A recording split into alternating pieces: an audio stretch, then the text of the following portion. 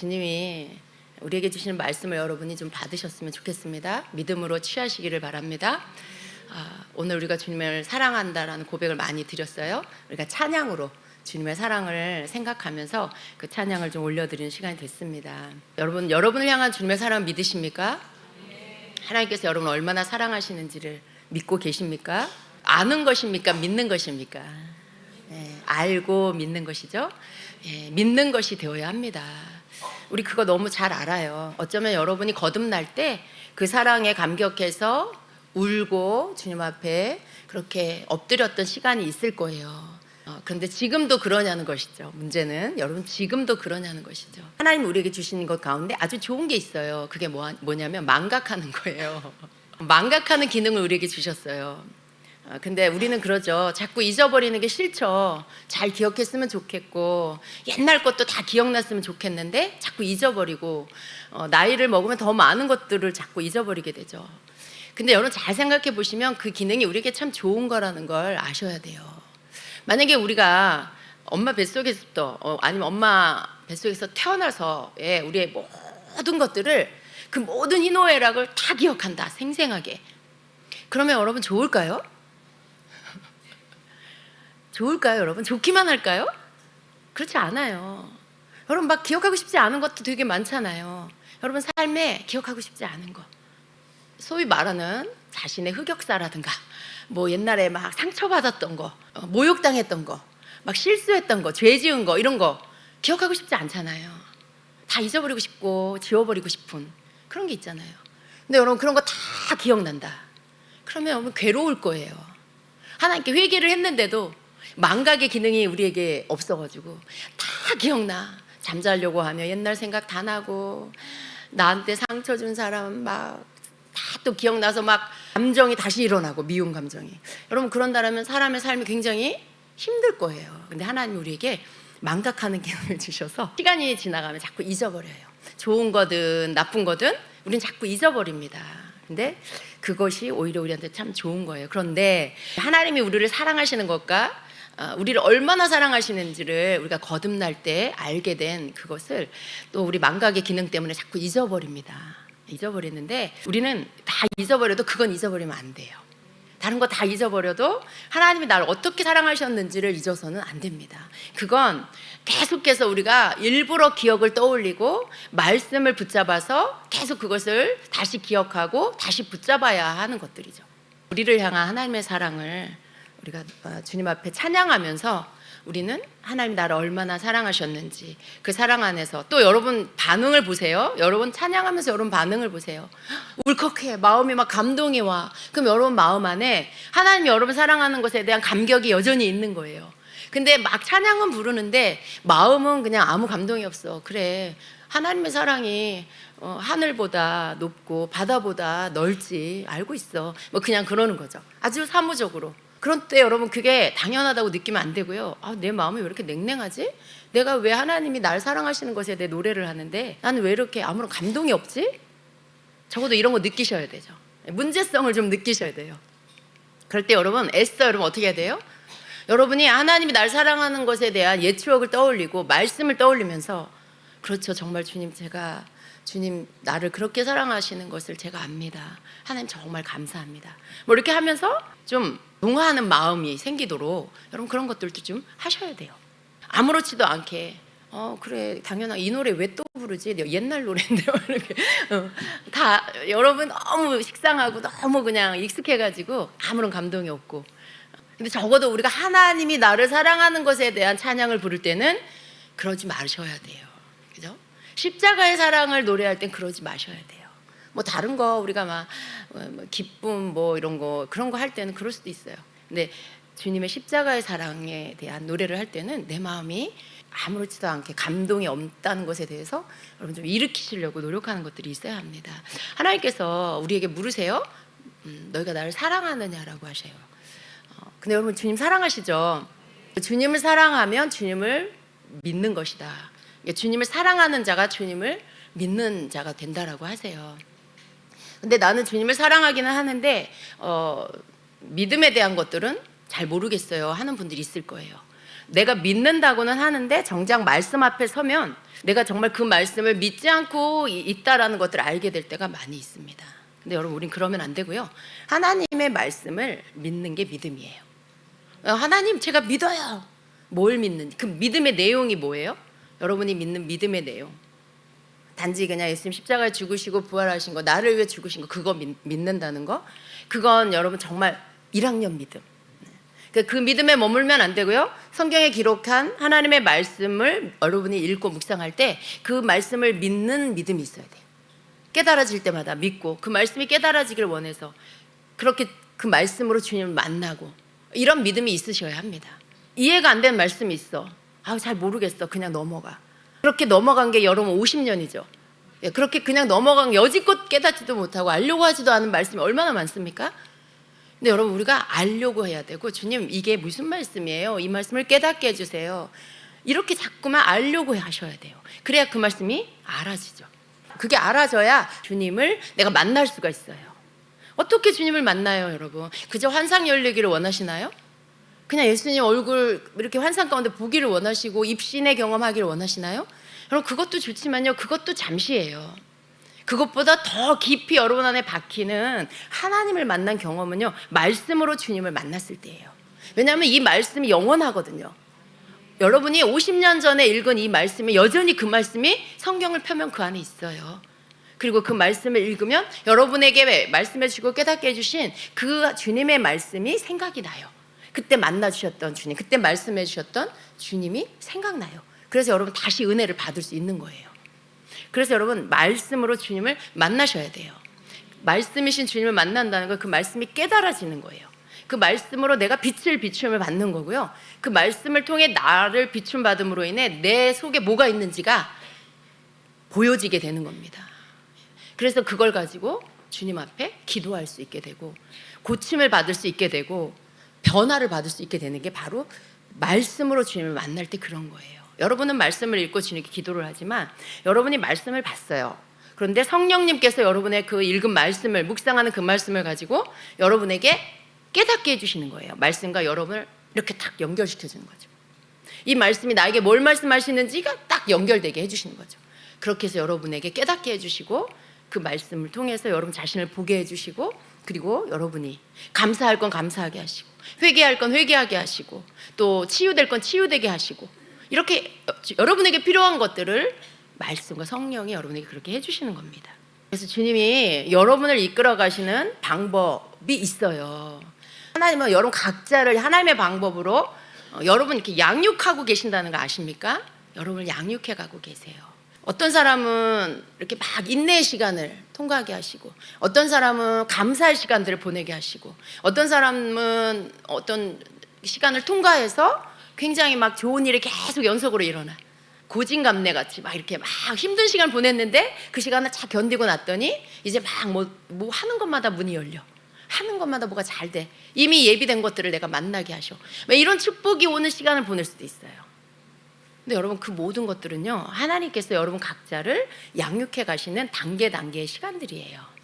저는 그런 생각이 많이 들어요. 참, 하나님이 우리 이 땅에서 우리 자녀들이, 우리 모두가 학교에서 공부를 하는 시간들이 있었잖아요. 우리 자녀들이 학교에서 새해가 되면 새 학년을 올라가잖아요. 한 학년 올라가고, 한 학년 올라갈 때마다 아이들이 조금씩 성장한 모습을 보게 됩니다. 그리고 그 배우는, 공부하는 내용들이 어려워져요. 근데 그 시간들을 어렵지만 또 배우고, 학교 가기 싫지만 또 가야 되고 공부하고, 그러면서 또 그 학년을 마칠 때쯤 되면 그 학년에서 배워야 할 것들을 다 습득하게 돼요. 근데 여러분, 우리가 영적인 단계에서도 이러한 것들이 있는 거예요. 여러분이 어떤 시즌에는 하나님 앞에 막 회개하는 시간을, 하나님 깨닫게 해주셔서 막 회개하는 시간을 보내요. 은혜가 임하고 눈물이 마를 날이 없고, 그렇게 시간을 보내고 나면 그 다음에는요, 하나님께 막 부어주시는 시간을 주세요. 은혜를 부어주시고 축복을 부어주시고. 근데 그게 계속되는 게 아니에요. 여러분, 그 다음에 또 뭐가 오냐면 그 다음 학년의 것이 여러분에게 와요. 그동안은 되게 쉬웠는데 그 다음 학년의 것이, 영적인 학년의 것이 여러분에게 오면요, 어려워요. 되게 좋았던 시간들이 지나고 굉장히 뭔가 막 이게 돌짝밭을 걷는 것 같고 힘들고 지치고 여기 가서도 부딪히고 저기 가서도 부딪히는 것 같고 막 나만 미워하는 것 같고 사람들이 막 나만 싫어하는 것 같고 뭔가 나만 외톨이인 것 같고 이런 시간이 또 와요. 혼란스럽죠. 분명히 작년까지는 되게 좋았는데 나 2024년 들어서 왜 이러지? 막 혼란스러워요. 길을 잃은 것 같고 그런 시간이 와요. 근데 여러분 길을 잃은 게 아니고요. 여러분이 새 학년으로 올라간 거예요. 새 학년으로 올라가서 새로운 학년의 것들을 배우는데 과목의 것들이 여러분이 이제 좀 더 어려운 과목, 어려운 것들을 배우기 때문에 힘든 거예요. 하나님께서 여러분을 양육해 가실 때 이전의 것들이 통과되면요. 더 이상 그 수준의 것으로 다루지 않으세요. 더 이상 그 수준에 여러분이 이제 다 통과했어. 그러면 그 수준의 것으로 다루지 않고 더 깊은 것들로 여러분에게 이제 펼쳐놓으세요. 여러분 내면 깊은 곳에 있는 여러분의 그 박혀있는 것들, 그건 여러분의 속성이기도 하고 습관이기도 하고 태도이기도 하고 여러분의 숨어있는 죄성에서 나오는 것들, 그런 것들이에요. 그런 것들을 하나님이 뽑아내시기 위해서 여러분에게 조금 더 어려운 것들을 놓으세요. 그래서 힘들어요. 여러분이 제일 어려운 게 뭔지 아세요? 여러분 자신과 직면하는 거예요. 여러분 자신과 직면하는 거. 내 속에 감추고 싶은, 만나고 싶지 않은 그런 나의 죄성이 있어. 어떤 부분에 건들리고 싶지 않은 게 있잖아요. 여러분 누군가가 여러분에게 지적질하면 좋아요? 기분 나쁘죠. 누구나 기분 나빠요. 근데 하나님이 그걸 당하게 하실 때가 있어요. 그걸 직면하게 하실 때가 있어요. 왜냐하면 그게 버려져야 될 거기 때문에. 지적질을 해. 근데 들어보면 틀린 말은 또 아닌데 기분은 엄청 나빠. 그러니까 들어야 되는 거예요. 근데 마음은 굉장히 불편해. 어떤 면에서는 내가 잘하고 있는 줄 알았는데 하나님 날 칭찬하신다고 생각했는데 그런 걸 이렇게 들으면 내가 아무것도 아닌 것 같은, 내가 하나님 앞에 통과된 게 없는 것 같은, 다시 원점에 가 있는 것 같은 그런 생각이 들 수 있어요. 근데 원점에 간 건 아니에요. 원점에 간 게 아니고 여러분이 이전의 단계의 것들을 다 소화하고 숙지했기 때문에 그 다음 단계 어렵다고 느끼는 이유가 뭐냐면 기분이 나쁜 거예요. 듣고 싶지 않아. 인정하고 싶지 않아. 난 그런 소리는 듣고 싶지 않아. 이게 이제 받아들이는 게 어려운 거예요. 여러분이 그걸 인정하는 게 어려운 거예요. 그런 게 어려운 거지. 뭐 다른 게 어려운 게 아니에요. 여러분 가서 뭐 노동하는 거? 그건 그냥 몸으로 하면 돼요. 뭐 그냥 겉으로 할 수 있는 거는 그냥 하면 돼요. 근데 내면 안으로부터 여러분이 받아들이고 싶지 않은데 받아들여야 하는, 이게 어려운 거예요. 이게 여러분이 굉장히 힘든 거예요. 근데 하나님 그런 것들에 여러분을 직면하게 하십니다. 그럴 때 여러분이 그걸 받아들일 수 있는 사람이 될 때 이게 통과가 돼요. 그걸 받아들이고 거기에 대해서 여러분 자신을 보고 그리고 그걸 하나님 앞에서 인정하고 더 나아가서 사람 앞에서도 내가 그런 소리를 듣게 됐을 때 내가 인정할 수 있다. 마음이 상하지 않고 그래 맞아, 나한테 그런 점이 있어, 나한테 그런 모습이 있어, 이렇게 아무렇지도 않게 인정할 수 있을 만큼이 되면 여러분 그 단계를 통과하는 거예요. 하나님이 그런 부분들을 여러분이 학년을 올리실 때 그런 게 와요. 우리 자녀들이 학년 올라갈 때 어려운 거 공부하는 게 점점 어려워지는 것처럼 여러분 우리 영적인 것도 똑같다는 것을 아셔야 돼요. 점점 좀 어려워요. 근데 좋은 건 뭐냐면 그것들을 통과하고 나면요 더 나에게 예수님의 향기가 나요. 그것들을 통과하고 나면 더 많은 주님을 아는 것들, 주님을 닮은 모습이 내게서 나오고요. 내가 주님에 대한 깊은 주님과의 연결, 주님과의 사랑 관계, 주님을 향한 믿음, 이런 게 굉장히 견고해집니다. 그래서 요동하지 않고 감정에 끌리지 않고 이렇게 막 휩쓸리지 않고 그런 거. 여러분이 막 여러분 자신이었다가 또 말씀을 듣거나 묵상하면 말씀 붙잡았다가 또 어느 순간 또 방심하면 또 여러분 자신의 그 자아의 모습으로 나왔다가 막 이게 왔다 갔다 하던 이런 게 점점 줄어들어요. 그러니까 여러분 더 많은 시간에 주님의 말씀을 붙잡는 믿음의 사람으로 서 있을 수 있게 됩니다. 그래서 여러분 하나님의 말씀을 믿는다는 것은 곧 주님을 사랑하는 거예요. 내가 말씀을 믿으면 나에게 오는 어떤 것들도 내가 그냥 이렇게 소화할 수 있는 그런 사람이 되는 거. 왜 그렇게 할까요? 주님을 사랑하고 그리고 주님을 믿기 때문에 그래요. 언제나 우리는요 내가 이렇게 시간을 보내고 하나님께 다루심을 받는 시간, 깨어지는 시간이 있었으면 그 다음 좋은 시간을 주시고 그 다음에 또 어려운 시간이 올 때는요 혼란스러워하지 말고 이전의 시간을 여러분 생각하셔야 돼. 그때 하나님 나에게 어떻게 하셨지? 그때 나에게 어떤 은혜를 주셨지? 이런 것들을 생각하면서 하나님이 나를 사랑하시고 나를 위하신다라는 것을 믿는 믿음 안에 서 있어야 합니다. 주님 뭐예요 이게? 작년까지는 그렇게 나를 잘해주시더니 나에게 은혜를 주시더니 아니 2024년도 이게 도대체 뭐예요 주님? 나 이해가 안 돼요. 왜 나한테 저런 사람을 붙이시고 왜 내가 자꾸 이런 소리를 들어야 돼요? 막 이런 거. 여러분 그렇게 하면 답이 안 나와요. 그렇게 하면 여러분 나가는 문이 안 보여요. 그게 아니고 분명히 하나님 나를 늘 사랑하시고 나를 이끌어 가시는데 이전에 생각을 해보면 하나님이 나를 깨닫게 하실 때 나에게 이런 방식으로 나를 깨닫게 해주시고 내게 은혜를 주셨고 나를 기도할 수 있게 해주셨는데 그렇다면 하나님 지금 이 상황도 하나님이 아시는 건데 하나님 나한테 허락하신 건데 제가 어떻게 해야 돼요? 저에게 뭐 말씀하시는 거예요? 지금 저를 깨닫게 해주세요. 주님이 원하시는 거 제가 할 수 있게 해주세요. 제가 알아들을 수 있게 해주세요. 이렇게 여러분이 그게 믿음이죠. 그게 하나님을 신뢰하는 믿음이죠. 하나님 이게 뭐예요? 왜 나한테 왜 이러세요? 여러분 이거는 다시 나는 원점으로 가겠어요 라고 하는 거가 똑같아요. 처음으로 돌아가겠다는 거죠. 어린아이의 특징은요 항상 땡깡을 부려요. 땡깡을 부려요. 나 안 해. 나 하기 싫어. 이게 뭐야. 나 집에 갈 거야. 유치원 애들 5살짜리 아이들이 유치원에 오면 선생님들이 제일 힘들대요. 다 반말이래. 선생님한테도 다 너 뭐 이렇게 하고 반말로 다 하고 자기 하고 싶은 대로 하고 땡깡 부리고 그러다가 5살을 보내고 6살이 되면 이제 좀 말을 잘 듣는데 말이 조금 통한대요. 선생님이 말하면 조금 선생님이 하는 말에 따라야 된다는 것도 알고 그런다는 거죠.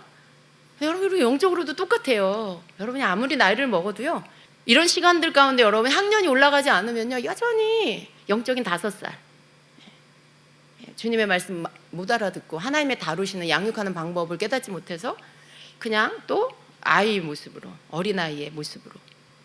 왜 유치원이에요? 왜 아이들 어린애가 다니는 데가 왜 유치원이에요?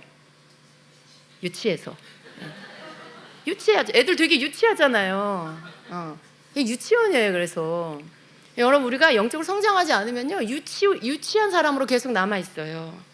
유치한 사람 나이도 먹었고 그랬는데 겉모습은 나이도 먹었고 어른인데 여전히 영의 모습은 유치원생 유치한 아이로 영적인 아이로만 그냥 있을 수 있어요. 여러분 그래서는 안 되는 거죠. 여러분이 어느 정도 하나님을 경험하면요 입에서 버려야 할 말이 뭐냐면 하나님 나한테 왜 이래요 이렇게 하는 말 버려야 돼요. 그 유치한 아이들이 하는 말 나 집에 갈래 나 이거 안 해 막 이러는 거 하나님 뭐예요? 선생님한테 너 누구야? 너 뭐야? 나 싫어. 이렇게 하는 거랑 똑같죠. 하나님한테 하나님 뭐예요? 나한테 왜 이래요? 똑같잖아요. 유치원 아이들이 하는 소리랑 5살 그것도 6살도 아니고 5살 아이들이 하는 말투. 네, 여러분 우리가 학년을 계속 올라간다. 조금씩 어려워진다. 그렇지만 그걸 통과하고 나면 쏟아 부어주시는 하나님의 영육간의 축복이 있다. 절대로 하나님은요 거저 아니에요. 여러분이 그 학년을 통과하면요 거기에서 깊은 은혜를 부어주시고 또 통과할 수 있는 은혜를 부어주세요. 여러분이 바르게만 반응하면. 힘들고 때로는 굉장히 내면이 막 이렇게 속상하고 그러지만 하나님 이게 뭐예요? 이게 아니라 하나님 무슨 말씀하시는 거예요? 하나님 나의 무엇을 보게 하세요? 하나님 내가 깨달을 게 뭐예요? 이렇게 반응하는 거. 그럴 때 여러분 은혜는 그때 부어지는 거예요. 하나님께 바른 반응은 굉장히 중요합니다. 난 기도해도 하나님 응답 안 해주셔. 무슨 기도를 했냐가 문제죠. 그죠? 나 아무리 주님 앞에 막 울면서 기도했는데 아무 답이 없었어. 뭐라고 했는데 하나님 왜 이러시는 거예요? 하나님 나한테만 왜 그러세요? 내가 어젯밤 하나님께 따졌어요. 근데 여러분 그렇게 한다고 답이 오는 게 아니에요. 하나님이 답을 주실 수 있는 기도를 하셔야 돼요. 겸손한 자를 만나 주신다 그랬어요. 겸손한 자를 하나님 만나 주시는 거예요. 그러니까 여러분이 항상 하나님을 두려워하는 마음으로 그분 앞에 나의 태도가 겸손해야 한다는 거. 내가 잘못한 게 하나도 없는 것 같아도 그냥 여러분 내가 잘못한 게 있고 없고를 떠나 우리는 하나님 앞에 서면 항상 겸손해야 돼요. 그분은 하나님이고 나는 피조물이잖아요.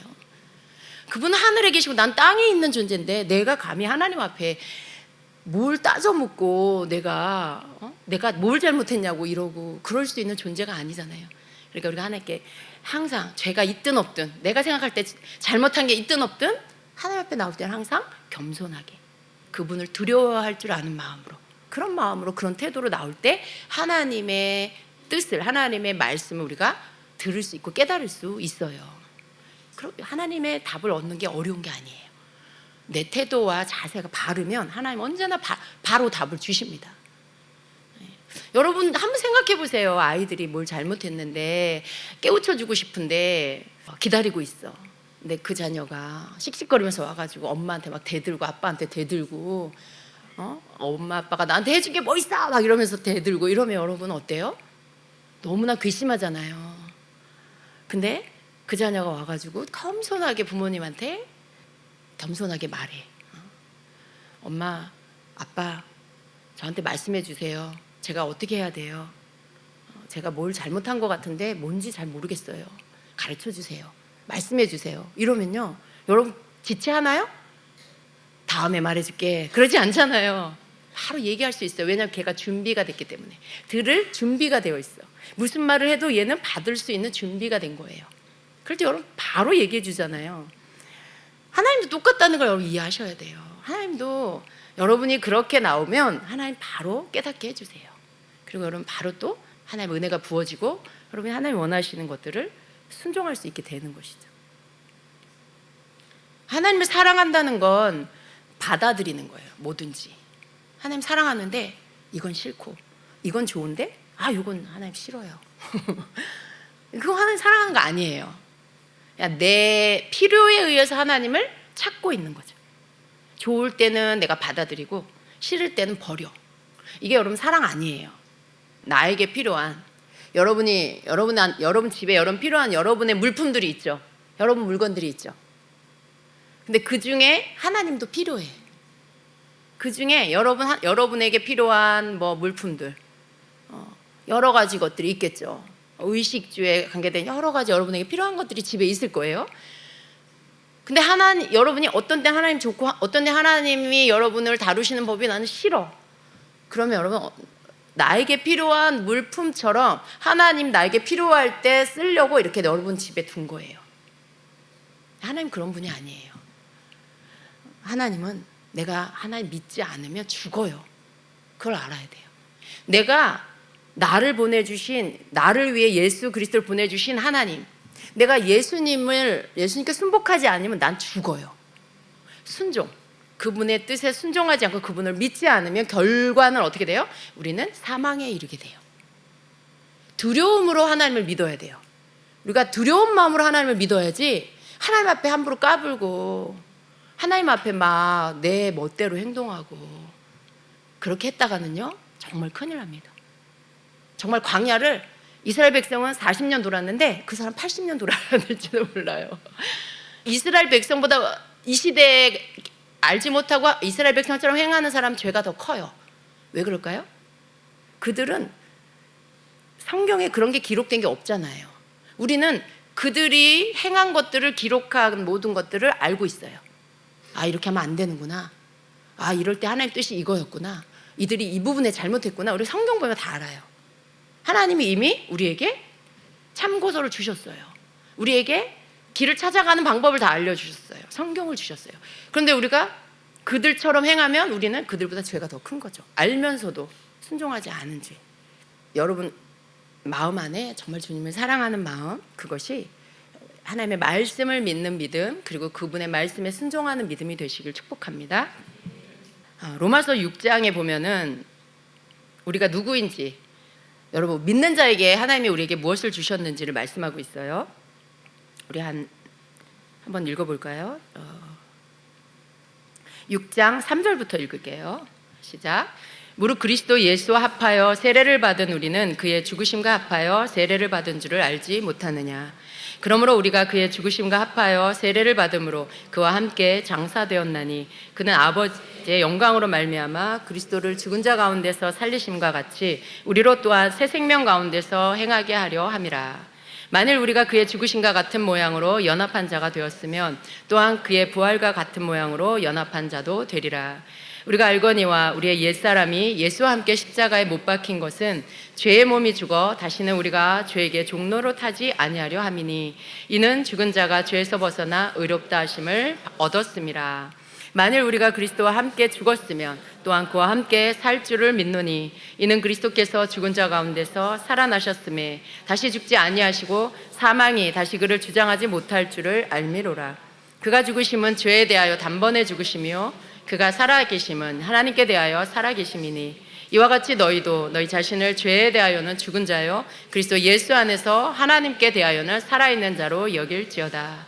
그러므로 너희는 죄가 너희 죽을 몸을 지배하지 못하게 하여 몸의 사욕에 순종하지 말고 또한 너희 지체를 불의의 무기로 죄에게 내주지 말고 오직 너희 자신을 죽은 자 가운데서 다시 살아난 자 같이 하나님께 드리며 너희 지체를 의의 무기로 하나님께 드리라. 아멘. 여러분, 로마서 6장의 이 말씀은요, 그리스도인의 정체성이 되어야 합니다. 죄인이었던 우리가 예수 그리스도를 믿고 침례를 받고 그리고 예수님과 함께 죽고 예수님의 부활하신과 함께 우리도 부활하게 될 것이라는 이 말씀. 이 말씀에 여러분 아멘이죠. 이것을 믿어야 돼요. 또 11절의 말씀과도 같이 우리가 죄에 대하여는 죽은 자요 그리스도 안에서 하나님에 대하여는 살아있는 자로 여겨야 합니다. 여러분 그렇게 하고 계십니까? 정말 그렇습니까? 예. 죄에 대하여는 죽은 자라고 말씀해요. 근데 하나님에 대하여는 여러분 죽은 자가 아니고 살아있는 자로 여기라고 말씀해요. 살아있는 자로 여기라는 것은 지금 살아있는 거예요. 그리고 앞으로도 살아있는 자가 되어야 하고 마지막까지 살아있는 자가 되어야 돼요. 계속 진행되는 거죠. 끝난 게 아니라 계속 살아있는 자로 여겨야 돼요, 여러분이. 근데 여러분 이것을 믿는 믿음 안에 있는 분들은 많을 거예요. 어떤 사람들은 여기까지만 믿는 것 같아요. 예수님이 나를 위해 죽었고 예수님이 부활하셨기 때문에 나는 이제 내 옛사람이 죽었고 새 사람이 되었어. 예수님이 나의 죄 문제를 다 해결하셨어. 그러니까 난 구원받았어. 여기까지 믿고 그리고 그 다음 삶이 어떠냐면 여전히 죄 가운데 사는 거죠. 왜냐하면 예수님이 다 이루셨기 때문에 내가 뭐 어떻게 살든지 나는 이미 예수님 안에서 죽었고 다시 산 자가 되어서 나는 구원을 받았기 때문에 이렇게 풀어가는 사람들이 있어요. 근데 여러분 우리가 말씀을 제대로 알아야 합니다. 우리가 이 두 말씀을 분명한 여러분의 정체성으로 삼아야 돼요. 그리스도 안에서 여러분이 함께 죽었고 함께 살았다는 거. 그래서 여러분이 이제는 죄에 대해서는 죽고 하나님 안에서는 여러분 자신을 산 자로 여긴다라는 거. 그런 자로 여러분이 서야 합니다. 여러분 많은 성도들이요, 이걸 믿는 분도 계시지만 이 말씀조차도 잘 믿지 못하는 분들이 계세요. 이 말씀도 온전히 믿지 못해서 여러분이 죄에 대해서 죽었다라는 것에 대해 혼란스러워해요. 그래서 자꾸 죄에 넘어지고 죄책감에 눌리고 또 힘들어하고 묶이고 죄를 어떻게 이겨야 할지도 잘 모르고 그런 분들이 많이 있습니다. 그리고 하나님 안에서는 산 자로 여기는 게 아니라 두려워하고 피하고 숨고 움츠려들고 이런 경우들이 많이 있죠. 왔다 갔다 하는 그런 삶을 살 때가 많이 있어요. 근데 오늘 말씀을 여러분 붙드시길 축복합니다. 여러분 죄에 대해서 죽었고 하나님 안에서 산 자로 여러분 여기시길 축복합니다. 그럼 우리에게 남아있는 죄, 그리고 우리가 그것을 믿는 믿음 그 다음에 그리스도인의 삶은 어때야 하냐는 것이죠. 말씀에서 또 그 부분들을 여러분 우리가 붙잡아야 하는 것입니다.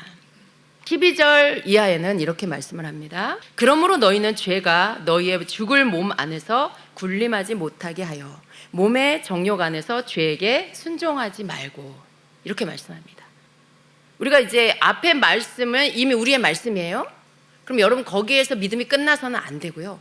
그 다음 12절에서 말씀하고 있는 12절 이하의 말씀은요, 우리가 살아가는 방법, 앞으로 믿음을 가진 자가 그렇다면 이 세상에서 어떻게 살아야 하는가에 대한 그 말씀, 어떻게 살아야 하는지를 제시하고 있는 거예요. 예수님이 나를 위해 다 해주셨어. 그러니까 나는 이제 구원받았고 나는 죄사함 받은 사람이고 나는 괜찮아. 이건 아니라는 것을 말씀하는 거예요. 그러므로 너희는 죄가 너희의 죽을 몸 안에서 군림하지 못하게 해라. 몸의 정욕 안에서 죄에게 순종하지 말아라. 이렇게 말씀하는 거죠. 이게 여러분, 이 말씀이 뭐예요? 그리스도인에게 남아있는 싸움이 있다는 거예요. 싸움. 죄와의 싸움. 이 싸움이 여러분 우리의 삶에 남아있는 것입니다. 우리가 주님 나라 갈 때까지. 그래서 너희 지체를 불의의 도구로 죄에게 내주지 말며 오직 너희 자신을 죽은 자들로부터 살아난 자로서 하나님께 드리라는 거죠. 우리 지체를 하나님께 의의 도구로 드려라. 불의의 죄의 도구로 내주지 말고 의의 도구로 하나님께 우리 지체를 드려라. 우리 지체. 주님, 제가 예수님 나를 위해 죽으시고 부활하신 거 제가 믿어요.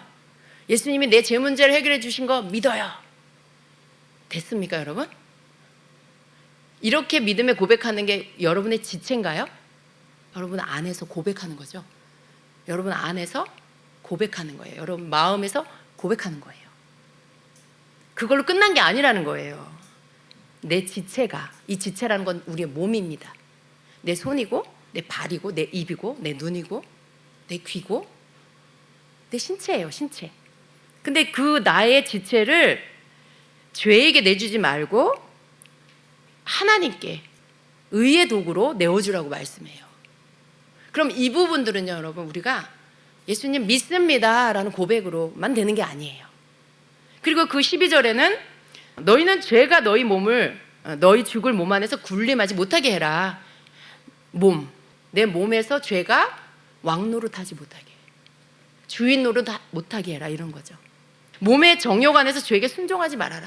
우리 안에서 일어나는 육적인 본성들, 정욕에서 일어나는 것들, 그런 모든 것에 순종하지 말아라. 그걸 곧 죄라고 해요. 정욕 안에서 일어나는 모든 것들이 거의 다 죄입니다. 그것에 순종하지 말아라 라고 말씀하는 거죠. 근데 여러분, 많은 그리스도인들 안에 착각하는 게 뭐냐면 예수님이 나를 위해서 다 해주셨기 때문에 내가 사는 삶 안에서도 예수님이 다 책임져 주셔 라고 하는 생각이에요. 어떤 면에서는 맞고 또 어떤 면에서는 틀립니다. 근데 자세하게 보면 그 생각은 틀린 거예요. 여러분, 예수님께서 내 대신 죽으셨고 다시 살아나셨기 때문에 예수님 믿으면 앞으로의 내 죄 문제까지도 주님이 다 해결해 주셨어. 틀린 말이에요? 맞는 말이에요? 틀리진 않아요. 다 해결해 주셨어요. 그런데 조건이 있어요. 무조건은 아니에요. 내가 아무렇게나 살고 그냥 내 마음대로 사는데 예수님이 내 앞으로의 모든 죄까지 이미 다 용서해 주셨다. 그건 아닙니다. 우리가 죄를 깨닫고요, 하나님 앞에 회개할 때 용서받는 거예요. 죄를 졌다라면 죄를 깨닫고 내 자범죄를 하나님 앞에 회개할 때 용서를 받는 거지, 죄를 지은 것도 깨닫지 못하고 여전히 죄 가운데 빠져 있고 하는데 하나님이 그 죄까지 이미 다 용서해 주셨다? 그건 잘못 생각하고 있는 겁니다. 하나님이 회개하면 용서해 주세요. 그러니까 앞으로의 우리가 짓는 죄에 대해서 회개할 때 용서받을 수 있기 때문에 이미 죄 문제를 해결해 주시는 문들을 이미 다 열어놓으신 거예요. 그러나 무조건 다 그렇게 되는 건 아니라는 걸 아셔야 되죠. 왜냐하면 오늘 말씀에서도 보니까 죄가 내 몸 안에서 왕노릇을 하지, 군림하지 못하게 하라. 죄에 순종하지 말아라. 너의 지체를 불의의 도구로 내주지 말아라. 죄에게 내주지 말아라. 너의 지체를 하나님의 의의 도구로 하나님께 드려라. 이건 여러분, 내가 그냥 아무것도 안 하고 있는데 예수님이 나를 붙잡아서 내 의지와 상관없이 나를 의의 도구가 되게 하시고 그러는 게 아니라는 거예요. 내 의지와 상관없이 예수님이 내가 아무런 의지를 쓰지도 않는데 내가 죄를 따라가지 않게 해주시고 그런 게 아니에요. 죄를 거부하는 건 누가 하는 거냐면 내가 하는 거예요. 죄에게 죄의 유혹이 오거나 죄성이 내 안에서 일어날 때 나는 너 싫어, 난 널 받아들이지 않아, 난 네가 원하는 거 하고 싶지 않아 라고 거절하는 건 예수님이 여러분 해주시는 게 아니고 여러분이 하는 거예요. 그러니까 죄에게 순종하지 말아라. 우리한테 하는 말, 여러분에게. 예수님이 다 해주시는 게 아니에요. 저절로 예수님 믿고 내가 다 죽고 살았으니까 날 죄지지 않게 다 알아서 해주실 거야. 죄가 오면 다 예수님 막아주실 거야, 저절로. 그렇지 않아요. 그래서 우리는 예수님 믿는 걸로 끝나는 게 아니고요, 우리의 싸움, 믿음의 선한 싸움을 싸워야 하는 것입니다. 우리가 알아야 될 건요, 우리가 늘 그 싸움을 싸워야 한다는 거, 그걸 알아야 돼요. 근데 여러분, 예수님께서 우리를 위해 죽으시고 부활하신 것, 그리고 우리가 그 예수님을 믿고 성령님의 우리에게 오심으로 인해서 이전 것과 바뀐 게 뭐냐 하면, 예수님 오시기 전의 시대에는 내 힘으로 해야 됐어. 내 힘으로만. 죄를 이기는 것도 내 힘으로만 해야 됐고, 율법을 지키는 것도 내 힘으로만 해야 됐고 그래요. 근데 그걸 지킬 수 있는, 완벽하게 다 지킬 수 있는 사람이 아무도 없는 거죠. 근데 예수님이 오신 이후로 바뀐 게 뭐냐 하면, 여전히 하나님의 말씀은 우리가 준행해야 돼요. 그런데 내 힘으로만 하는 게 아니에요. 달라진 게 뭐예요? 예수님이 나의 죄값을 치러주심으로 성령님이 오셔서 나로 하여금 그것을 할 수 있게 도와주신다는 거죠. 성령님이 오셔서 내가 죄를 거부해. 이전에는 내가 나 혼자 힘으로 죄를 밀어내야 했고, 나 혼자 힘으로 거절해야 돼. 한 번 오늘 찾아왔어, 죄가. 내일 또 와.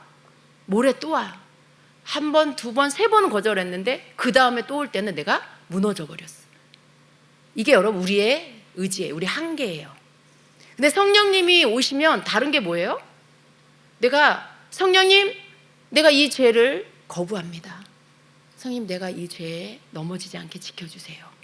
내가 이 죄에 빠지지 않게 지켜주세요. 난 죄 짓고 싶지 않아요. 라고 하면서 내 의지를 성령님께 의지하여 드리고 그분의 도우심을 구하면 성령님이 도와주세요. 10번이든 20번이든 100번이든 1000번이든 성령님이 도우셔서 그것을 이길 수 있게 해주신다는 거. 이게 달라진 거예요. 여전히 우리는 약해요, 여러분. 예수님이 우리의 죄값을 치러주셨지만 그렇다고 우리가 갑자기 에너자이저가 된 게 아니에요. 내 힘으로 뭘 다 할 수 있게 바뀐 게 아니에요. 여전히 우리는 약한 존재입니다. 그러나 예수님이 우리로 하여금 우리의 무거운 죄짐을 걷어내 주셨어요. 그럼 우리가 이 땅에 사는 동안 죄를 안 짓냐? 여전히 또 죄 짓죠. 죄에 눌리면 또 오게 돼 있어요. 근데 예수님이 오셔서 해주신 건 내가 그 죄를 예수님의 이름으로 회개함으로 그 죄의 짐이 벗어질 수 있게 해주신 거. 그리고 죄의 유혹이 올 때 내가 성령님을 의지해서 도움을 구하면 성령님이 내가 죄 짓지 않도록 도와주시는, 내 편이 생겼다라는 거. 근데 그분이 사람이 아니고 하나님이시라는 거. 이게 여러분 바뀐 거예요. 그리스도인이 내가 죄에 대해서 죽었고 그리스도 안에서 하나님 앞에서는 산자가 됐다는 걸 믿어야 하는 이유는 바로 이것 때문입니다. 죄를 이길 수 있는 힘이, 죄를 이길 수 있는 능력이 우리 안에 성령님이 오셔서 나의 능력이 되어 주시는 것이죠. 그걸 믿기 때문에 내가 죄에 대해서 죽었어. 그리고 회개를 통해 내가 죄의 씻음을 받을 수 있는 거.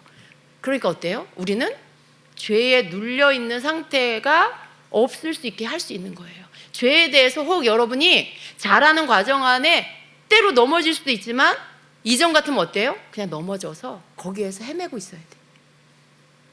아니면 구약시대 같으면 어떻게 해요? 돌에 맞아 죽어야 돼. 하나님이 지진으로 막 다 멸하시고 그렇게 죽어야 돼. 근데 지금 바뀐 게 뭐예요? 회개하면 예수님의 보혈로 씻음 받고 용서를 받아. 새 사람이 돼. 기억도 안 하셔, 그 죄를. 얼마나 놀라운 겁니까? 여러분, 그게 여러분이에요. 그게 그리스도인이에요. 여러분의 믿음이 어디에 서 있어야 되면 그걸 믿는 믿음 위에 서 있어야 돼요. 자꾸만 움츠러들고 위축감 들고 눌리고 하나님 앞에 떳떳하지 못하고, 하나님이 원하신 그게 아니고요. 죄책감이 든다는 건 회개하라는 사인이에요. 죄책감이 든다, 하나님께 회개할 게 있다는 사인이에요. 그러면 얼른 회개하는 거. 여러분, 이걸 믿는 믿음 위에 서는 게 그리스도인의 건강한 정체성입니다. 이게 여러분이 있는 것 같은데도요, 없는 분들이 너무 많아요. 이 믿음 위에 서지 못한 성도들이 너무 많다는 거예요. 그래서 교회를 다니면서도 계속 눌려 있어요. 움츠려들고. 나중에 어떻게 해요? 그게 계속 가면 어떻게 돼요? 사람들을 피하고 싶어져요. 사람들을 만나는 것도 싫어지는 그 상태가 갑니다. 여러분, 그렇게 되면 안 되는 거죠. 그건 하나님 뜻과 아무 상관이 없어요, 여러분. 그건 겸손도 아니고요. 그건 믿음도 아니고 사랑도 아니고 아무것도 아니에요. 육신적으로 행하는 모습입니다. 여러분, 그렇게 하면 안 되는 것이죠. 우리는 하나님께서 예수 그리스도를 통해서 나에게 해주신 그 말씀을 믿는 믿음 위에 서 있어야 돼요. 여러분이 믿어야 할 건 기록된 말씀에 예수님이 나에게 이렇게 해주셨구나, 하나님이 나에게 이렇게 해주셨구나, 나는 이렇게 살아야 되는구나. 이걸 말씀을 통해 믿어야 돼요. 네. 내가 순종하고 싶을 땐 순종하고 순종하기 싫을 땐 안 하고, 그게 아니고 두려운 마음으로 그리스도인은 순종하는 삶을 살아야 되는구나. 그리스도인은 죄의 종이 되면 안 되는구나. 그리스도인은 하나님의 의의 병기로 내 몸을 사용해야 되는구나.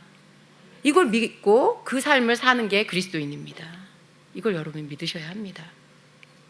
그리고 두 번째로 우리가 말씀을 통해서 또 붙잡아야 될 믿음, 그리고 두려워해야 될 게 뭐냐 하면요, 우리가 두려워해야 될 게 죄가 얼마나 무서운 건지를 알아야 돼요.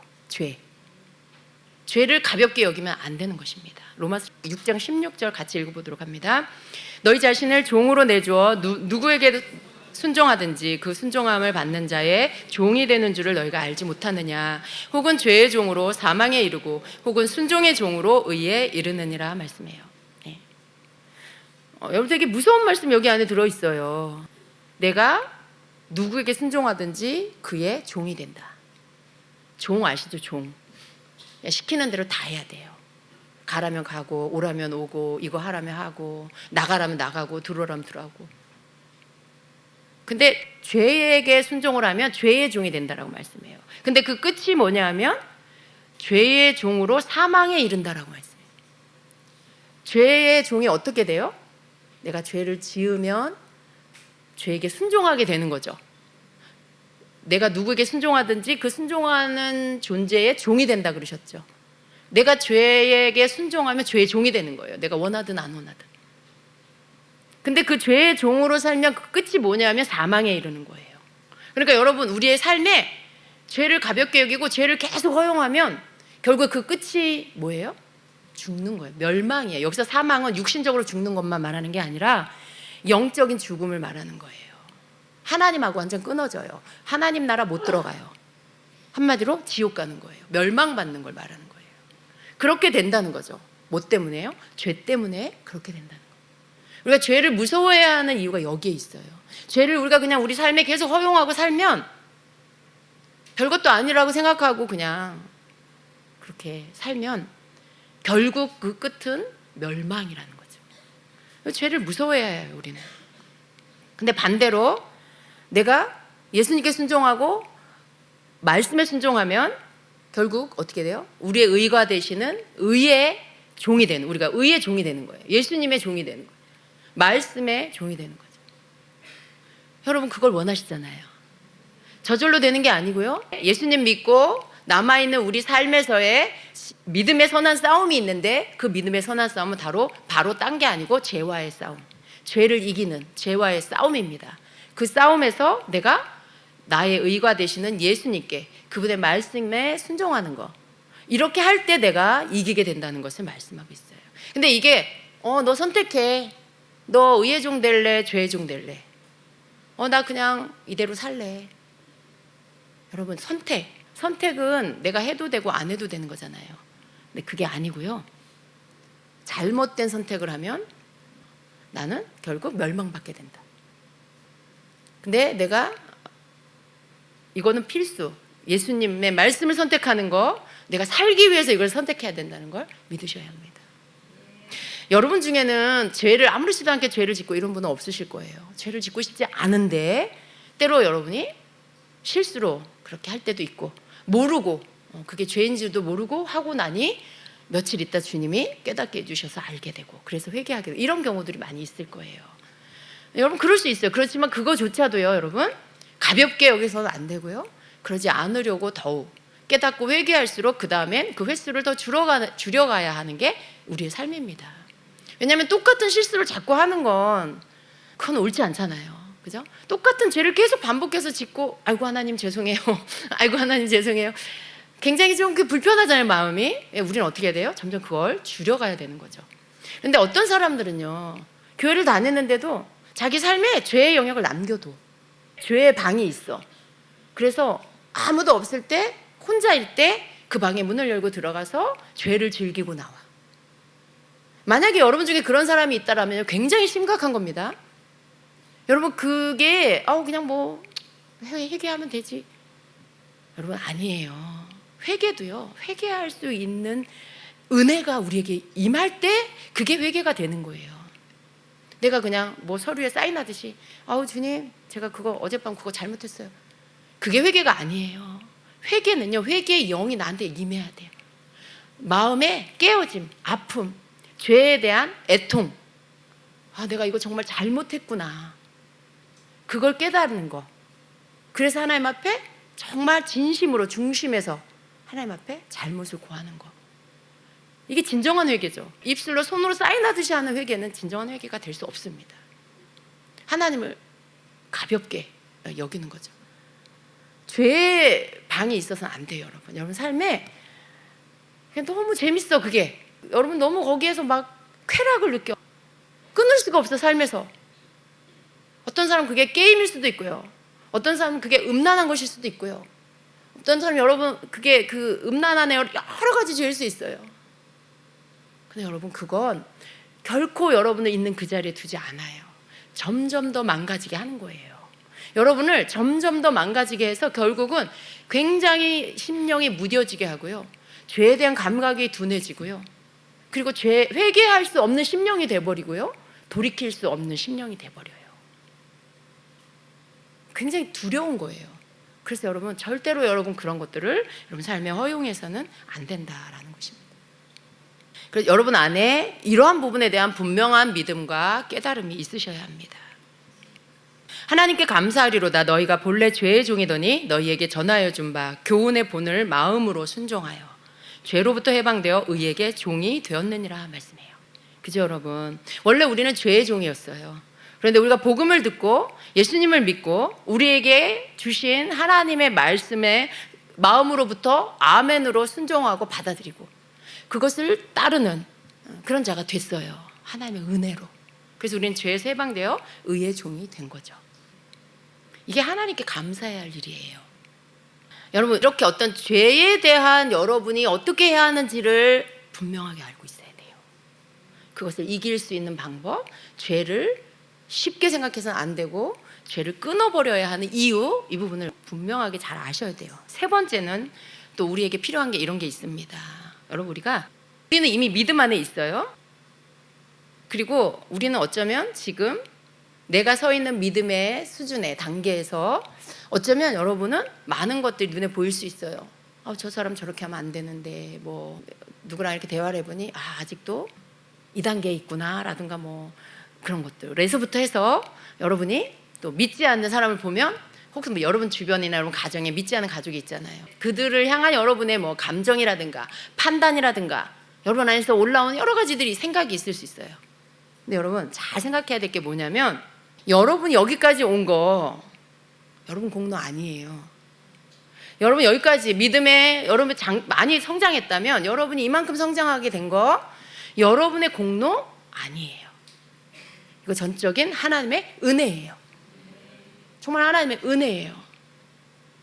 근데 우리가 믿음의 여정을 걸으면서 이렇게 성장하면서 어느 순간 이렇게 돼요. 특별히 믿지 않는 가족에 대해서, 믿지 않는 사람들을 볼 때 그 사람들에 대한, 특별히 가족에 대해서 여러분 안에 미움이 생길 수 있어요.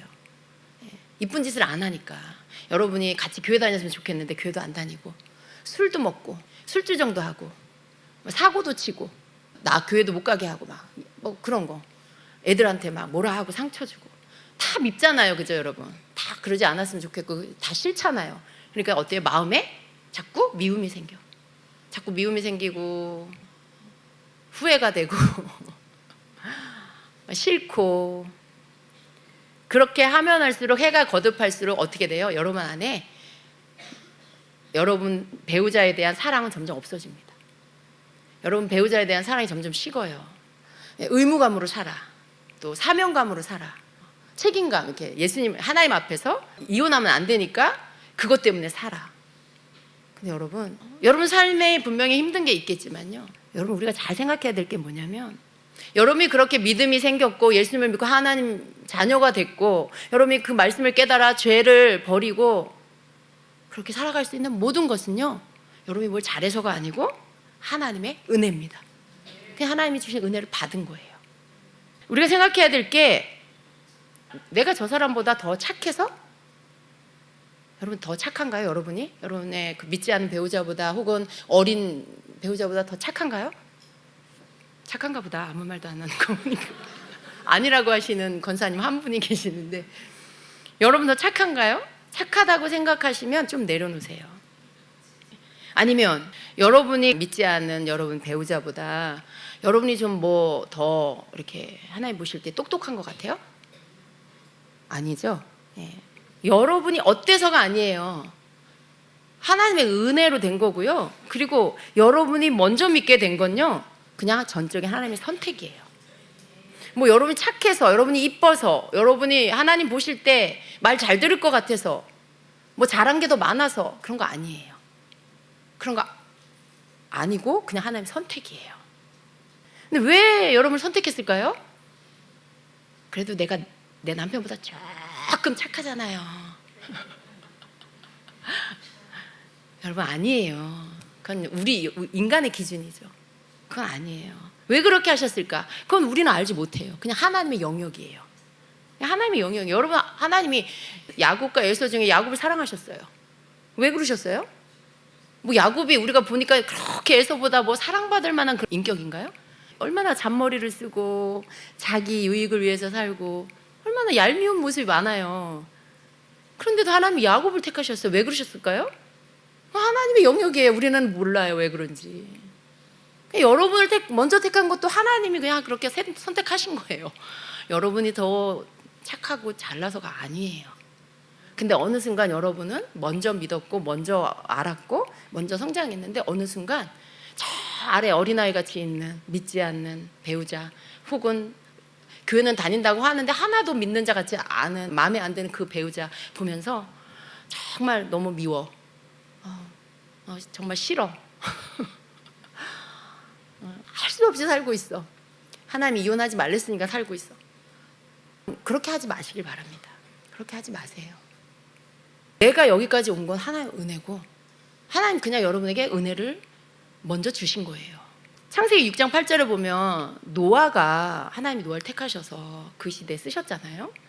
근데 그런 말씀이 있어요. 노아가 그렇게 된 게 하나님이 노아를 택하신 건 노아는 하나님의 은혜를 입었더라.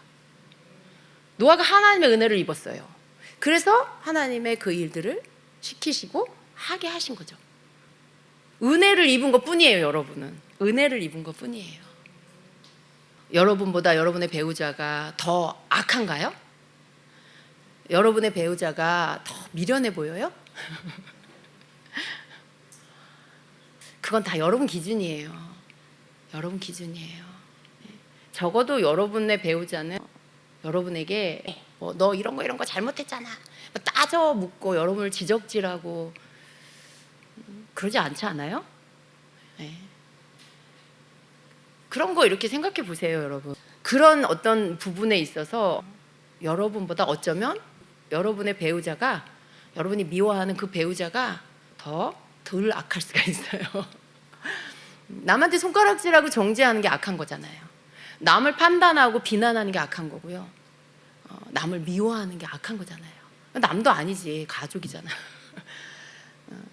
나하고 신앙이 다르고 나를 이해해주지 않는다는 것 때문에 막 그렇게 하는 거.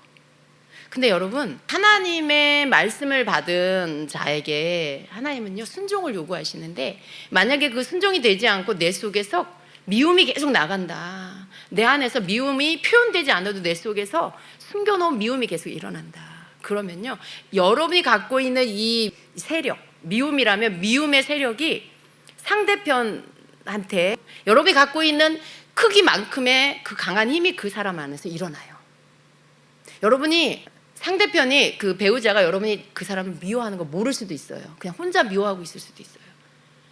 그런데 몰라도 알아요. 영이 알아요. 여러분 안에서 여러분의 그 미움이 상대편에게서부터 여러분에게 다시 와요. 그러니까 이 부딪힘과 서로 대적하는 것들은 끝나지 않아요. 언제 끝나요? 여러분 안에서 배우자를 미워하는 마음이 끝날 때 상대편도 여러분을 향한 그런 대적하는 마음이 끝나요. 사실은요 하나님의 말씀을 믿는 자, 먼저 택함을 받고 믿음을 가진 자는요 책임이 따라요. 하나님 말씀에 순종해야 하는. 근데 그게 되어지면요, 바뀌어요. 여러분 남편도 바뀌고 여러분 아이들도 바뀌고, 여러분이 그들을 바꿔달라고 금식기도 하고 작정기도 하고 그래서 바뀌는 게 아니고요, 여러분이 더 이상 미워하지 않고 하나님 말씀에 순종하여 그 영혼을 불쌍히 여기고 그 영혼을 사랑하기로 결정하고 그렇게 하기 시작할 때, 그렇게 할 때 그게 바뀌기 시작해요.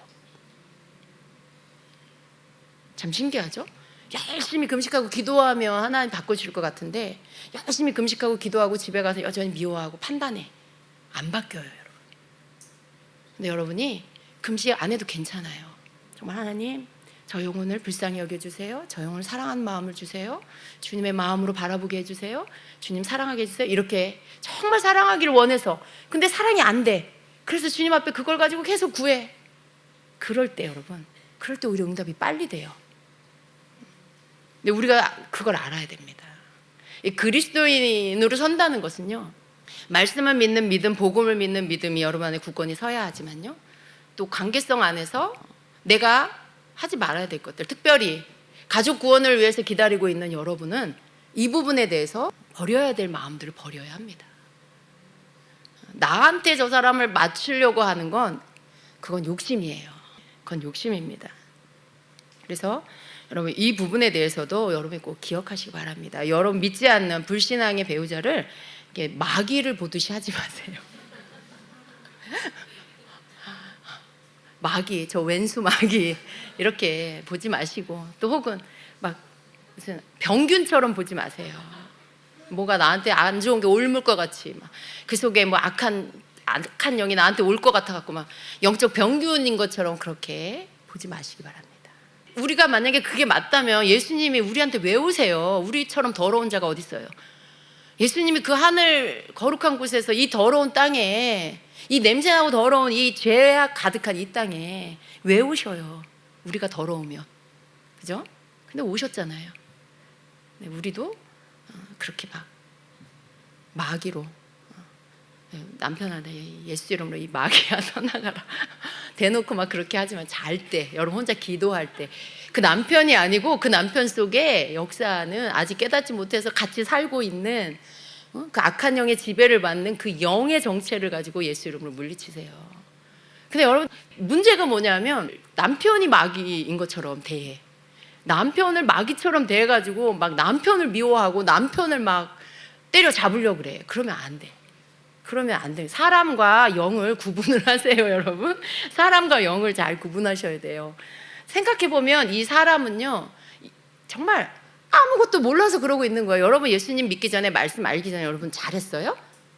죄가 뭔지 알아가지고 막 물리치고 죄를 안 짓고 그랬어요?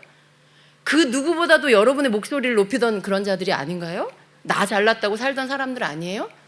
남편은 지금 거기 있는 거예요. 여러분은 예수님을 믿어서 말씀을 배웠으니까 알아서 깨달아서 바뀌었고, 남편은, 여러분의 배우자는 아직 거기 있는 거예요. 아직 거기 있는 거예요. 그러니까 불쌍하잖아요.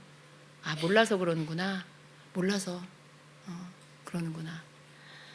그러니까 거기서부터 여러분이 새로운 마음으로 이렇게 좀 바라보고 기다려주고 기도해주고 인내해주면, 그러면 여러분 가족의 구원이 이루어지게 될 것입니다. 가족의 구원이 이루어지게 될 것이에요. 여러분 제가 이런 소리가 들려요. 아, 목사님은 뭐 남편도 목사님이고 뭐 다 믿는 자니까 저런 말씀 하시지. 목사라고 다 완벽하지 않아요, 여러분. 교회에서는 목사지만 집에 가면 남편과 아내고 남자와 여자고, 또 지나온 세월 속에 여러분 다 받는 똑같은 훈련이 있어요. 부부라는 것 관계 안에서 일어나는 모든 갈등들을 다 겪습니다. 뭐 처음부터 목사예요, 여러분? 만날 때부터 목사여가지고 둘 다 막 신앙이 딱 맞아가지고 그러지 않아요. 다 자기 깨어지고 부서지고, 또 두 사람이 연합됐을 때는 또 서로 다른 부분이 부딪히면서 또 거기서 힘들고 그런 것들이 다 겪는 거, 누구나 겪는 거죠, 부부라면. 저희도 겪었죠. 근데 여러분 똑같아요, 원리는. 미워하면 안 돼요. 미워하면 안 바뀌어요. 그냥 불쌍히 여기시고 주님의 사랑으로 바라봐 주시고 사랑하시고, 그렇게 하실 때 그렇게 바뀌어지게 되는 것입니다. 로마서 8장 12절에는 그러므로 형제들아 우리가 빚진 자로 돼 육신에게 져서 육신대로 살 것이 아니니라 말씀해요. 우리가 하나님께 빚진 자입니다. 사랑의 빚을 졌고 생명의 빚을 졌어요. 그죠? 생명값의 빚을 졌어요. 그러니까 여러분 우리가 내가 주님께 빚진 자구나. 그럼 나는 이 땅에서 주님의 빚을 갚고 살아가는 삶이 되어야 하는데 내가 빚을 갚는 건 뭘까라고 생각해 보세요. 내가 빚을 갚는 건 뭐냐 하면요. 사랑하는 거예요. 용서하는 거고요. 용납해 주는 거고 기다려 주는 거고. 빚이라는 게 뭐예요? 여러분 예수님께 사랑받은 거 빚진 거잖아요. 예수님이 나에게 해주신 것을 나도 다른 사람에게, 특별히 여러분 가족에게 그렇게 해줄 때 그게 바로 빚을 갚는 삶이 되는 것입니다. 그렇게 되시길 축복합니다. 아멘. 예. 그래요. 오늘 여러분 이런 우리가 알아야 할 몇 가지들에 대해서 꼭 붙잡으시길 바라고 또 여러분의 삶의 가정에 또 뭐 놀라운 변화가 있게 되시기를 축복합니다.